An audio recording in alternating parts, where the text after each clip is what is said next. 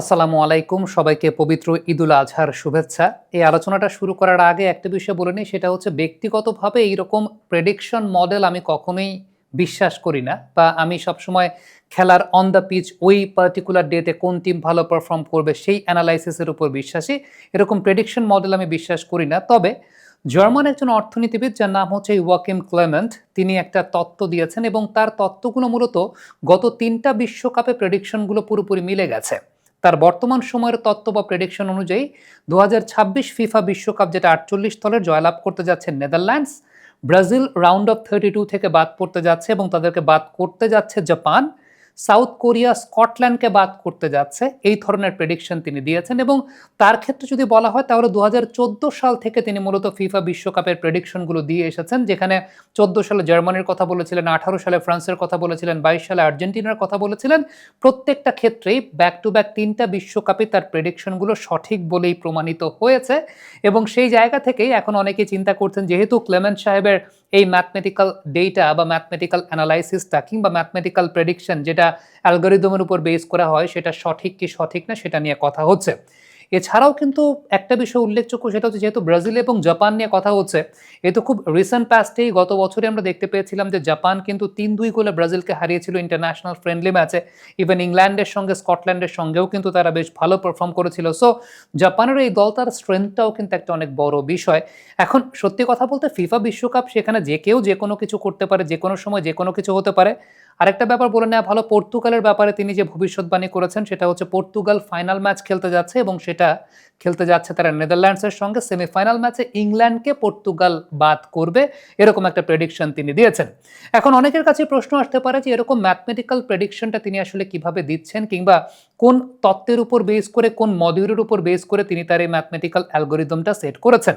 তিনি যে বিষয়টা জানিয়েছেন সেটা হচ্ছে আজ থেকে ১২ বছর আগে তিনি এই ম্যাথমেটিক্যাল প্রেডিকশন বা অ্যালগরিদমটা সেট করেছেন এবং তার উপর ভিত্তি করেই তিনি মূলত এই ধরনের প্রেডিকশনগুলো করে থাকেন। এখানে বেশ কয়েকটা ফ্যাক্টরের উপর বেস করে তিনি মূলত তার এই অ্যালগরিদমটা সেট করেছেন। শুধুমাত্র যে মাঠের খেলার স্ট্রেংথ কিংবা ফিফা র্যাঙ্কিং তার উপর বেস করে না, মানে প্লেয়ারদের স্ট্রেংথ বা ফিফা র্যাঙ্কিংয়ের উপর বেস করে না, তার সঙ্গে যেহেতু তিনি একজন ইকোনমিস্ট, তার এই মডিউলের সবচাইতে বড় স্ট্রেংথের জায়গাটা হচ্ছে তিনি মূলত ওই দেশের পপুলেশন, কোন কন্ডিশনে তারা খেলছে, জিওগ্রাফিক্যাল কনটেক্সট, জিডিপি, এই সব কিছুকে একসঙ্গে কোলাপ করে তারপর তিনি কিন্তু মূলত তার এই অ্যালগরিদমটা সেট করেছেন। একটু ব্রেকডাউন করতে চাই। ১ নম্বর যে বিষয়টা তিনি এক্ষেত্রে সেট করেছেন সেটা হচ্ছে ফিফা র্যাঙ্কিং এবং টিম স্ট্রেংথের জায়গাটা।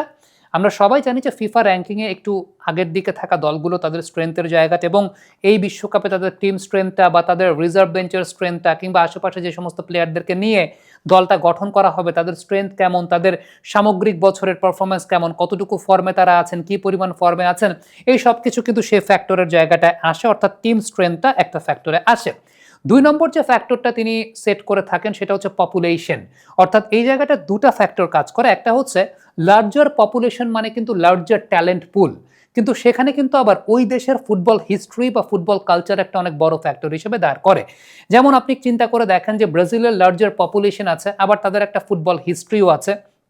সো তাদের প্রবাবিলিটি বা তাদের সম্ভাব্যতার জায়গাটা বৃদ্ধি পাবে। ধরেন ইন্ডিয়ার যেমন লার্জার পপুলেশন, কিন্তু ইন্ডিয়ার ফুটবল কালচারটা অতটা প্রমিনেন্ট না। বাবা, এত এনার্জি কই পাও? এই পাওয়ার চুমুকে অ্যাকশন। সো এইভাবেই, এরকমভাবেই দেখা যায় যে বিষয়টা, সেটা হচ্ছে পপুলেশনের পার্টটা আছে। এবার যদি আমরা আসলে জিডিপি বা ইকোনমিক্যাল ভ্যালুর জায়গাটাতে, এই ফ্যাক্টরটাও একটা গুরুত্বপূর্ণ ফ্যাক্টর হিসেবে কাজ করে, কারণ ওয়েলদি নেশন মানে তারা ফুটবলের প্রতি বিনিয়োগ খুব ভালো করে, তাদের ট্যালেন্ট পুল অনেক ভালো, তাদের ট্যালেন্টকে পেট্রোনাইজ অনেক ভালো করা হয়, তাদের একাডেমিক স্ট্রাকচারটা অনেক ভালো, ফুটবল ইকোসিস্টেমটা অনেক ভালো, এবং সেটাই তাদের ট্যালেন্ট পুলকে অনেক বেশি মাত্রায় উৎসাহিত করে এবং তাদের ট্যালেন্ট প্রডিউস করতে সহযোগিতা করে। অর্থাৎ জিডিপি অনেক বেশি মাত্রায় ইম্পর্টেন্ট রোল প্লে করে তার এই অ্যালগরিদম মডেলের সঙ্গে। এরপরে যে বিষয়টা তিনি আসলে মূলত মেনশন করেছেন সেটা হচ্ছে কন্ডিশনের স্ট্রেংথ। সাপোজ যেই কন্ডিশনে খেলা হচ্ছে, এই কন্ডিশনগুলোর সঙ্গে হ্যাবিচুয়েশনটা আসলে কোন টিমের প্লেয়ারদের বেশি, লাস্ট ১ বা ২ বছরের অভিজ্ঞতাতে ওই ধরনের বা ওই সিমিলার কন্টিনেন্টের কন্ডিশনগুলোতে কোন প্লেয়াররা অনেক বেশি মাত্রায় ম্যাচ খেলেছেন, কোন প্লেয়ারদের অনেক বেশি মাত্রায় গোল স্কোরিং ক্যাপাবিলিটি আছে, কোন প্লেয়ারদের অনেক বেশি মাত্রায় নিজের ফিটনেস ধরে রাখার ক্যাপাসিটি আছে, এই সব কিছুকে কোলাপ করেই কিন্তু মূলত এই জায়গাটা করা হয়। অর্থাৎ এখানে কিন্তু এই কন্টিনেন্টের অনুযায়ী তাদের যে ফিটনেস লেভেল থেকে শুরু করে গোল স্কোরিং ক্যাপাসিটি থেকে শুরু করে তাদের স্ট্রেংথের জায়গা সবকিছু ইভালুয়েট করা হয়। এই সব কিছুকে এক করে পরবর্তী সময়ে মন্তে কার্লো সিমুলেশনে অ্যাড করা হয় এবং এই মন্তে কার্লো সিমুলেশনে অনেকগুলো ফ্যাক্টর নিয়ে কাজ করা হয়। প্রথমত যেটা হচ্ছে ম্যাচ বাই ম্যাচ প্রেডিকশনের জায়গাটা, অর্থাৎ এই ম্যাচের কার প্রবাবিলিটি বেশি, জয়ের প্রবাবিলিটি বেশি, কার হারের প্রবাবিলিটি বেশি, কার ড্র করার প্রবাবিলিটি বেশি, এই সব কিছু সিমুলেট করা হয়। এরপরে টুর্নামেন্ট সিমুলেশন করা হয়, যেইখানে সত্যি কথা বলতে পুরো টুর্নামেন্টের প্রত্যেকটা ম্যাচকে আলাদা করে সিমুলেট করা হয় এবং সেইগুলোকে সিমুলেট করেই সবগুলো ফ্যাক্টরের উপর বেস করে করে করে আস্তে আস্তে কিন্তু সেই প্রেডিকশনগুলো বের করা হয়। অর্থাৎ ক্লেমেন্টের এই মডিউলটা শুধুমাত্র স্পোর্টস অ্যানালিটিক্সের উপর বেস করে হয় না, বরঞ্চ সেখানে স্পোর্টস অ্যানালিটিক্সের সঙ্গে কোলাপ করা হয় ইকোনমিক্যাল অ্যানালিটিক্স, পপুলেশন অ্যানালিটিক্স এবং ক্লাইমেট অ্যানালাইসিস। এই সব কিছুকে একসঙ্গে কোলাপ করে মূলত ক্লেমেন্ট এই ধরনের একটা প্রেডিকশন দিয়ে থাকেন। অতীতের সময়গুলোতে তিনি আসলে এইভাবেই সেই অ্যানালাইসিসগুলো দিয়েছেন, এবারও সেই অ্যানালাইসিসটা দিয়েছেন। তবে এখানে একটা বিষয় কিন্তু উল্লেখযোগ্য, সেটা হচ্ছে ক্লেমেন্ট আরও একটা মন্তব্য করেছেন, বাকি 50% মানে 50% হচ্ছে তার অ্যানালাইসিসের উপর বেস করে, বাকি 50% কিন্তু আসলে ডিপেন্ড করে পুরোপুরি লাকের উপর, বা তিনি বলেছেন যেমনটা ভাগ্যের উপর ডিপেন্ড করে থাকে। এখন আপনি যদি আমার ব্যক্তিগত মতামত জানতে চান, আমার কাছে মনে হয় যে সত্যি কথা বলতে অন এ গিভেন ডে যেই টিমটা ভালো পারফর্ম করবে সেই টিমটাই জিতবে এবং ডেফিনেটলি প্রত্যেক টিমের আলাদা স্ট্রেংথ আছে এবং বর্তমান সময় শুধুমাত্র কিন্তু মাঠের প্লেয়ারদের স্ট্রেংথ না, মডার্ন ডে ফুটবল অনেক বেশি মাত্রায় অ্যানালিটিক্যাল, মডার্ন ডে ফুটবলে কিন্তু অনেক বেশি মাত্রায় কোচিং স্টাফদের ভূমিকাও অনেক গুরুত্বপূর্ণ ফ্যাক্টর হিসেবে দাঁড়ায়। সো সব কিছু কোলাপ করে আসলে যে টিম দিন শেষে পুরো টুর্নামেন্টের আগে দেখা যাবে যে তারা ভালো শেপে আছে, টুর্নামেন্ট শুরু হওয়ার পর ভালো শেপে আছে, একটা লং টুর্নামেন্ট, এখানে অনেক কিছু অনেকগুলো ফ্যাক্টর একসঙ্গে কাজ করবে। সো মাঠের খেলার উপরে সব কিছু ডিপেন্ড করবে। আমি অন্তত ব্যক্তিগতভাবে এই কাগজপত্রের উপর খুব বেশি বিশ্বাস করি না, মানে যেগুলো আসলে অ্যানালিটিক্যাল না, অনেক বেশি মাত্রায় প্রেডিকশন বেসড, সেই ধরনের প্রেডিকশন বেসড অ্যানালাইসিসের উপর আমি আসলে খুব বেশি বিশ্বাস করি না।